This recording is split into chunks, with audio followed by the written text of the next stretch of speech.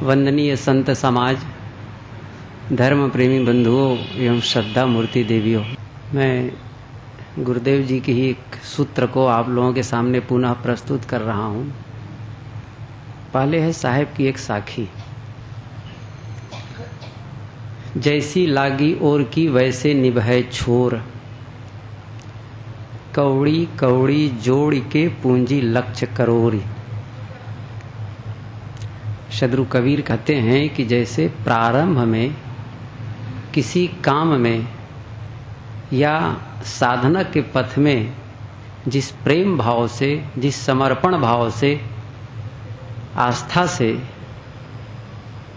लगा जाता है, वैसे निभै छोर, उसे अंत तक निभाएं उसी प्रेम से।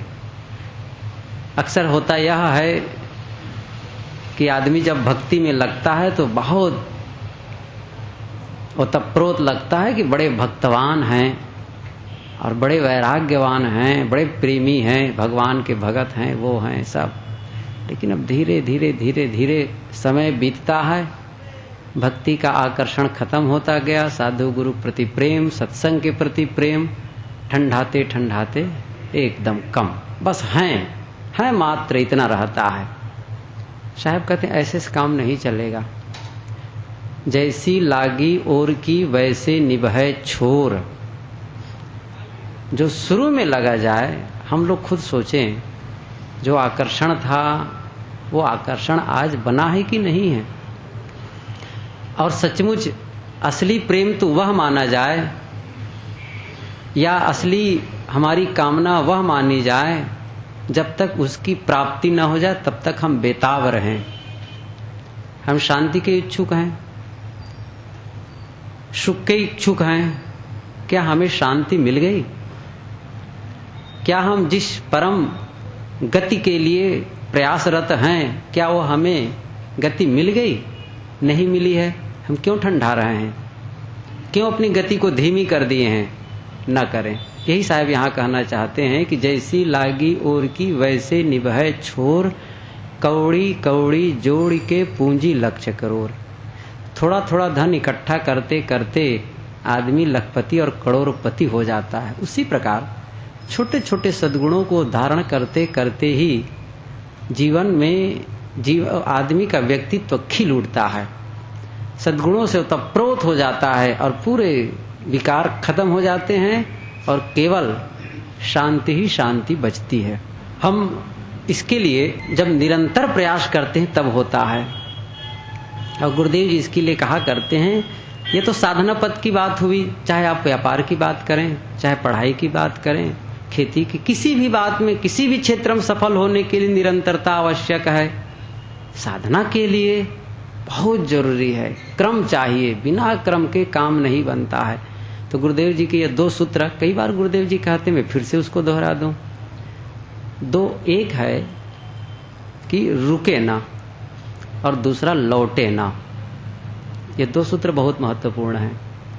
यदि हम साधना पथ के लिए चल रहे हैं, बढ़ रहे हैं आगे, तो कुछ दूर चल के रुके ना। होता क्या है, सत्संगी हो जाते हैं या अच्छी अच्छी पुस्तकों को पढ़ने लगते हैं, संतों से मिलने जुलने लगते हैं, तो हमारे मोटे मोटे दोस्त छूटने लगते हैं। स्वाभाविक है, जो सत्संग में जाता रहेगा एक समय आएगा वो बीड़ी नहीं पिएगा, तंबाकू नहीं खाएगा, सिगरेट नहीं पिएगा, शराब नहीं पिएगा, चोरी भी नहीं करेगा, हिंसा में विचार की कोई बात ही नहीं है, गाली वाली देने की कोई बात ही नहीं है। बड़ा सीधा साधा अपना कमाए खाए जिए, एक सामान्य सदाचार उनके जीवन में आ जाते हैं। आदमी समझता है कि अब तो मेरा काम पूरा हो गया, लेकिन केवल ऊपर सामान्य सदाचार ये आवश्यक है, इसको नकारा नहीं जा सकता, इसके बिना काम नहीं बनेगा, बुनियादी चीज है। लेकिन केवल नींव बना दें और नींव बना करके आगे मकान के लिए कोई प्रयास ही न करें, छाया कहाँ मिलेगी? जब नींव है तो नींव के ऊपर आप दीवार खड़ी करके छत ढालें, तब तो छाया मिलेगी। तो ये नींव है जो हम सद्गुण सदाचार ग्रहण कर रहे हैं और जीवन में है, वो तो एक नींव है। अब अंदर में और बहुत कुछ अवशेष हैं अभी, सूक्ष्म दोष। उन दोषों को दूर किए बिना मन में एक प्रकार से खलबली होनी चाहिए, शौक, ये मैं कहा करता हूं कि सबका अपना अपना शौक होता है। कई लोगों का शौक होता है चेहरा ही सुंदर करने का, तो चेहरे को सुंदर बनाने के लिए जो आधुनिक तमाम क्रीम इत्यादि और क्या किया सब कुछ लगाया करते हैं। कोई पाउडर लगाया, कोई वो लगाया, ये लगाया, बहुत कुछ सामान लगाया करते हैं। किसी किसी को कपड़ा पहनने का शौक है तो नए नए सूट सिलवाए करेंगे, नई नई साड़ियां लेकर के पहना करेंगे ये लोग। किसी किसी को गहना पहनने का, किसी किसी को गाड़ी का, किसी को मकान का, किसी को और कुछ का। और कई लोग हैं जिसको नाचने का शौक है, सब छोड़ करके भाग जाते हैं नाचने में ही। घर वाले मनाएंगे अरे नाचते हो तुम, छोड़ो ये सब चीजों को। नहीं, हम नाचेंगे चाहे सब छूट जाए। गाने का शौक, नाचने का शौक, सबका अलग अलग शौक है। यहां बैठे लोगों से मैं ये पूछना चाहता हूं या बताना कि हम लोगों को क्या शौक होना चाहिए। हम लोगों का शौक होना चाहिए कि मेरा मन पवित्र हो, मेरी वाणी पवित्र हो, मेरा पूरा जीवन पवित्र हो, वाणी में कोई विकार ना हो, मन में कोई कलमश ना हो, बिल्कुल निदाग मन, एकदम साफ, जैसे स्वच्छ जल की तरह मन हो जाए बिल्कुल। जब पूरा मन धुल जाएगा तब तो आत्म साक्षात्कार होगा। उसी के लिए गाया गया ना, तब मन दर्पण कहलाए। और मन में विकार है, दर्पण कहां से कहलाएगा। इसीलिए साहब ने भी गाया है, हृदय भीतर आरसी मुख देखा नहीं जाए, और मुख तो तभी देखियो जब दिल की दुविधा जाए। ये बाहर के सद्गुण सदाचार सहायक होंगे उस मन के विकार को धोने के लिए। तो जैसी लागी ओर की वैसे निभाए छोर, तो इस काम के पूरा हुए बिना रुके ना। पहला सूत्र मैंने कहा, करता जाए करता जाए करता जाए, चले धीरे धीरे ही सही, गति धीरे ही सही, लेकिन एक दिन मंजिल पहुंचना है। रुक गए मतलब जो कुछ कर रहे थे छोड़ दिए, ये रुक जाना हुआ।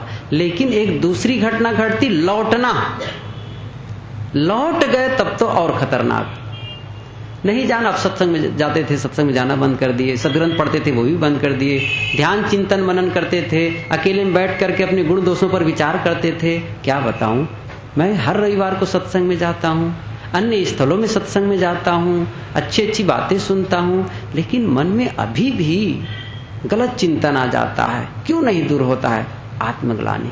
बार बार सोचता है, जब बार बार वो झटकता है मन को, तो मन कमजोर पड़ने लगता है। किसी भी चीज को आप झटकने लगे बार बार, उसको धक्का दें, उसको फटकारें, तो स्वाभाविक ही उसकी कमजोरी स्थिति आएगी। और उसको अनुकूल खुराक देते गए तब तो बलवान होगा।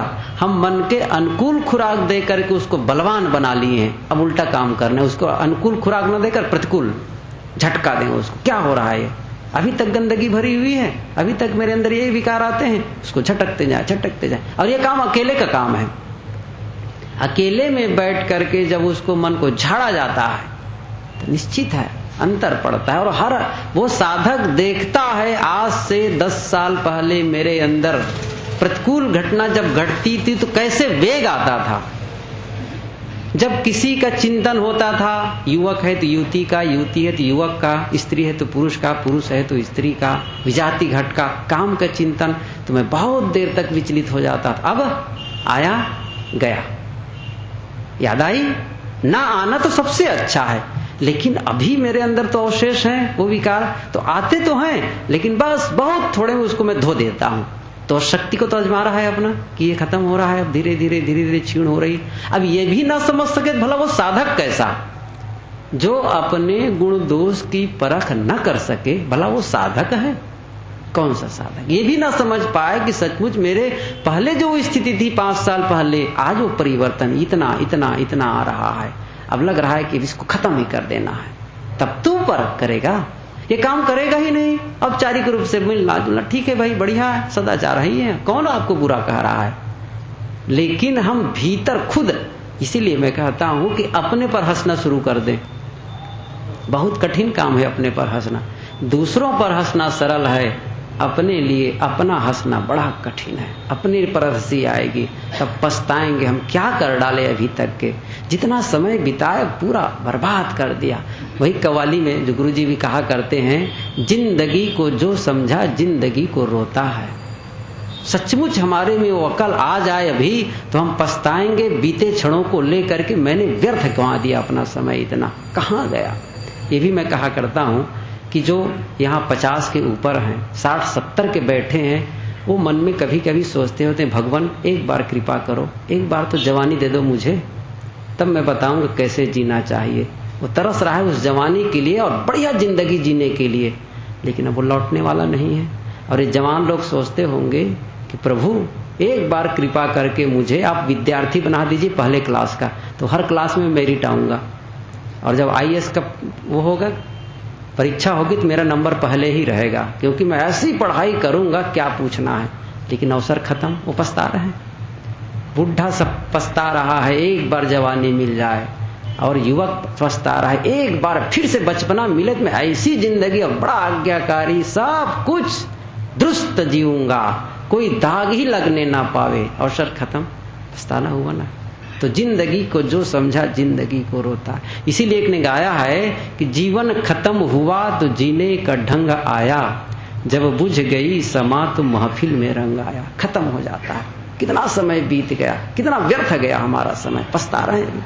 और वो ये पछताना मेरे ख्याल से अंत तक बना रहेगा। जब मरणासन्न में हम आएंगे, लगेगा, लोग कहेंगे भैया अब बस 2-3 घंटे के साथी और हैं, उस समय भी मन में पश्चाताप बनी रहेगी। क्यों? पहले खत्म नहीं किया गया है, पहले हमने संतोष प्राप्त नहीं किया कि बिल्कुल फिट हो गया, आज मरो कि कल कोई चिंता नहीं है। और ये बड़े बड़े लोग ऐसे ही जाते हैं। सदगुरु कबीर ने एक पंक्ति कही है, 2 पंक्ति, हा हा हाय हाय में सब जग जाई, हर्ष शोक सब माही समाई, हकरी हकरी सब बड़ बड़ गयो, हा हा मरम न काहू पयो। जब बीजक पढ़िए कभी आप लोग, आनंद आएगा आप लोगों को। ये ज्ञान चौतीसा के बिल्कुल अंतिम में हा से कहते हैं साहब, हा हा हाय हाय हाय, हाय धन, हाय पद, हाय प्रतिष्ठा, हाय पत्नी, हाय पति, हाय बच्चे, हाय परिवार, हाय समाज, हाय राजनीति, हाय गुरुवाई, हाय महंती। सही साहब, हा हा हाय हाय में सब जग संसार के लोग जाते हैं। और हा हा हाय हाय में सब जग, हर्ष शोक सब माही समाई। सबके भीतर हर्ष और शोक की तरंग है। अनुकूल मिलने पर हर्ष, प्रतिकूल स्थिति आने पर शोक। सब हर्ष शोक का केवल कमाई किए हुए हैं, हर्ष शोक सब माई सब। और हकरी हकरी सब बड़ बड़ गए, कराहते कराहते, हाय हाय करते करते बड़े बड़े लोग, धनी भी गया, गरीब भी गया, विद्वान भी गया, ज्ञानी भी गया, गुरु कहलाने वाले भी गए, प्रतिष्ठित लोग भी गए, बड़े बड़े पद वाले, सब हाय हाय करते करते गए। लेकिन हा हा मरम न काहू पयो, साहब व्यंग करते हैं अब।